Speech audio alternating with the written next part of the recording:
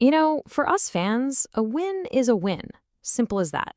But for a head coach, a win is just the first page of a long report card. So we're going to get inside the mind of Matt LaFleur and see exactly how he breaks down a victory and find the flaws that hide behind a good-looking scoreboard. And this quote right here, it says it all. Even after a great performance, the word that sticks out to him is sloppy.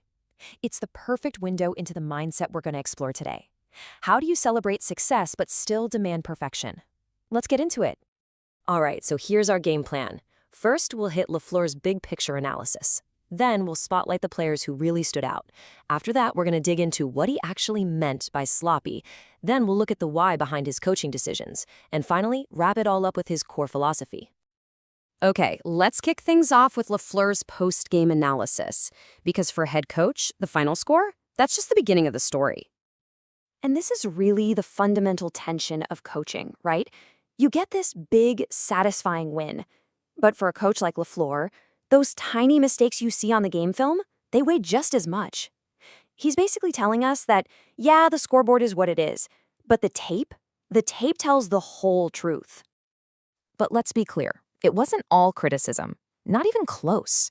Before diving into the sloppy stuff, LaFleur made sure to highlight the individual players whose brilliant moments actually secured that win. So let's talk about the standouts. And where else would you start but with your quarterback? LaFleur didn't hold back at all. He called Jordan Love's game damn impressive. He talked about high-level throws, making plays when things broke down, basically saying Love was in complete command.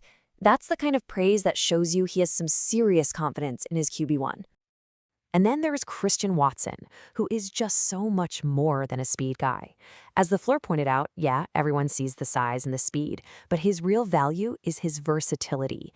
Of course, he creates those explosive plays downfield, but his coach also made it a point to praise a key block he made in the run game. That makes him a true weapon, in every sense of the word. Now, this might be the best story of player development on the whole team, linebacker Quay Walker. When somebody asked him if the younger version of himself would have retaliated after getting shoved, his answer was a straight-up, hell no. But this year, he showed incredible restraint, and he actually baited the opponent into a massive penalty. LaFleur said that right there was the epitome of being team first. And look, that moment of discipline wasn't just symbolic. It had a huge on-field impact.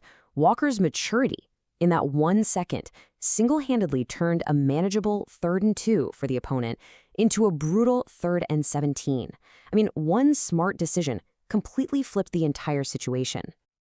And for LaFleur, that was a huge deal. He said drawing that 15-yard penalty was, strategically, just as good as forcing a fumble or picking off a pass. It was a game-changing play that came from nothing more than pure discipline.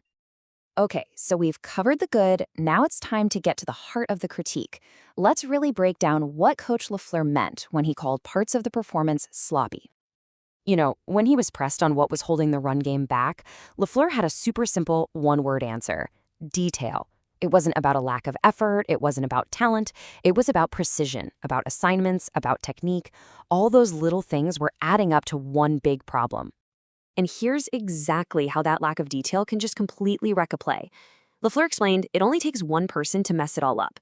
A lineman doesn't target the right guy, or maybe uses the wrong technique, or just loses his one-on-one block, and poof, suddenly there's nowhere to run. The whole play just falls apart because of one tiny breakdown. He even gave us a little peek behind the curtain at their offensive scheme, mentioning something called run-pass cans. Basically, these are plays where the quarterback can choose between a run or a pass based on what the defense shows him. But LaFleur admitted that even when they get the perfect defensive look to run the ball, they just haven't been executing. The effectiveness is missing. So all of this brings us to the why, right? Like, why are certain guys on the field over others? And who decides who gets the ball? Well, LaFleur's answers reveal a pretty clear and consistent philosophy. When someone asked him why one cornerback played over another, his answer was all about competition. See, it's not just about what we see on Sunday. Playing time is earned every single day of the week in practice. LaFleur really stressed that they're rewarding the guys who consistently show that physicality and competitiveness.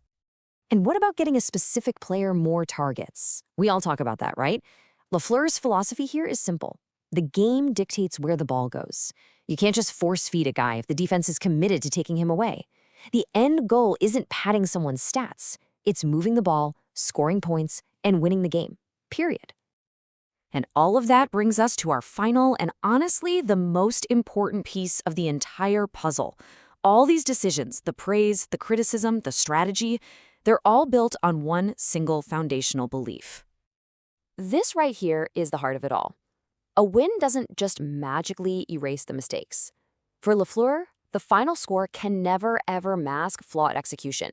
The sloppy plays, the lack of detail, they all have to be corrected, whether you win or you lose. And there it is. That's his mantra. It's not about any single game. It's about the daily grind of getting better. It's this deep belief in consistent work, in paying attention to detail, and in constantly improving. For him, the results will come if you just commit to the process. You know, it's a philosophy that has built champions, but it demands an incredible amount of patience and total buy-in from everyone. And it really raises the ultimate question for any team in a league that is defined only by wins and losses. Is a relentless focus on the process truly enough to win it all? That's the bet every coach is making.